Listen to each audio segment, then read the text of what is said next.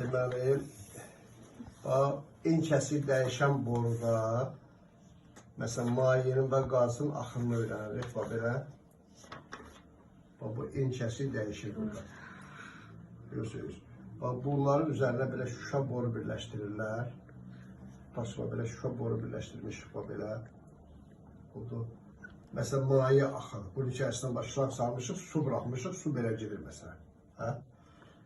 Burada bu enli hissədə su çox qalxacaqdır. Bu qədər qalxacaq. H3 qədər yuxarı qalxacaqdır. Bu dar hissədə az qalxacaqdır. H2 qədər qalxacaq. Bu hissədə ikisinin arası. H1 hündürlüyü onların da H1 hündürlüyü H3'dən azdır, amma H2'dən böyükdür. Amma en kəslər belədir. S1, S2 ən azdır. S2 ən azdır. S1 ondan çoxdur. S3 də S1'dən çoxdur. Oldu. Harada dardır, orada sürət çoxdur. V2 böyükdür V1, o da böyükdür V3. Oldu. Bernoulli qanunu belədir. Maye və qazın axını zamanı harada sürət böyüksə, orada qabın divarına təzyiq çıxışdır. Sürət böyük olan yerdə təzyiq ondan nə deyir? Azdır. Niyə azdır? Orası izləyəcəm. Bax, şöyle. Bernoulli qanunu düsturu belədir. P plus rho GH bərabər plus rho V kvadrat bölüsü 2 bərabərdir konuslar.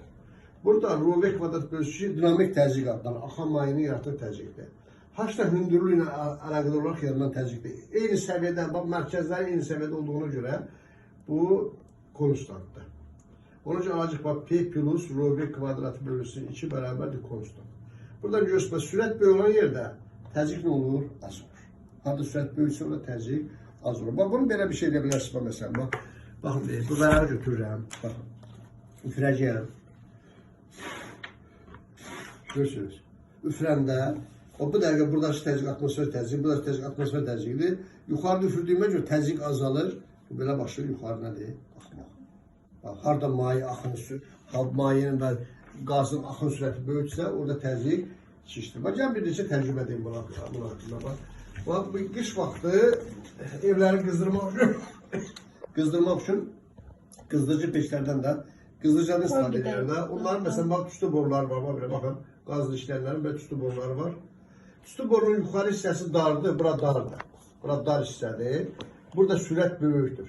V1 böyükdür. Bura enli hissədir. Burada sürət nədir? Azdır. V2 V1'dən azdır. Harada sürət nədir? Azdırsa orada təzyiq çoxdur. P2 təzyiqi P1 təzyiqindən çoxdur. Ona görə sorur aparır. Burada təzyiq çoxdur, burada təzyiq azdır. Üstünü sorur, aparır. Yaxşı effektli işləyir. Yəni belə olsaydı, yuxarıda enli olsaydı, aşağıda dar olsaydı işləməyəcəkdi. Gidib qalacaqdı buralar.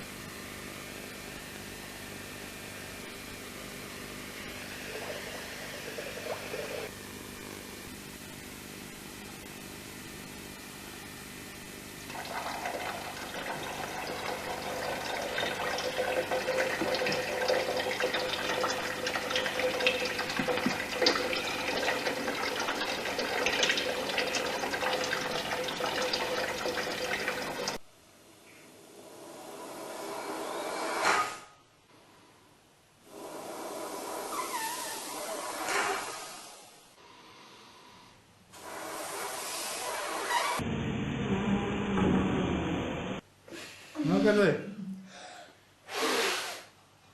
Kadar.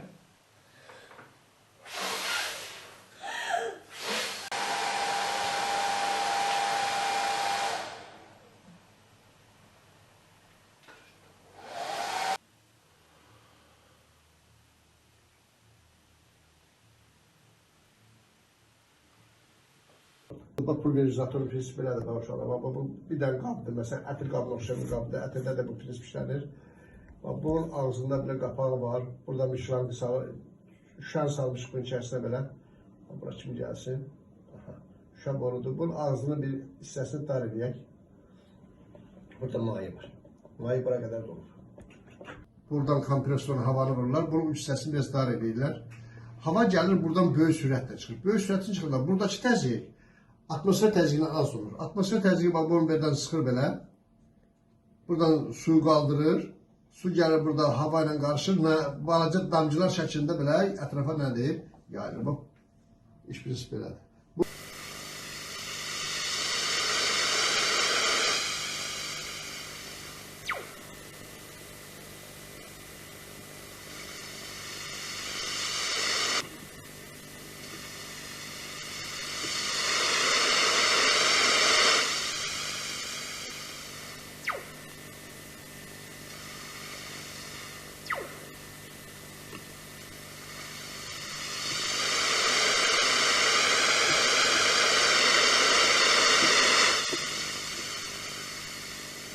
Böyle bir prinsiplə maşınların rəşləyirlər.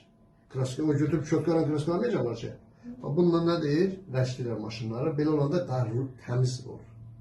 Harda axır sürəti böyüksə, orada təzyiq nədir? Azdır. Bu oldu benim var. Axır sürət dar yerdə, sürət çoxdur. Sürət çoxlu yerdə təzyiq azdır, sürət az olan yerdə təzyiq böyük. Məsələn, təyyarların uçmasıdır, quşların uçmasıdır. Bu həmin bir qanun hesabınadır.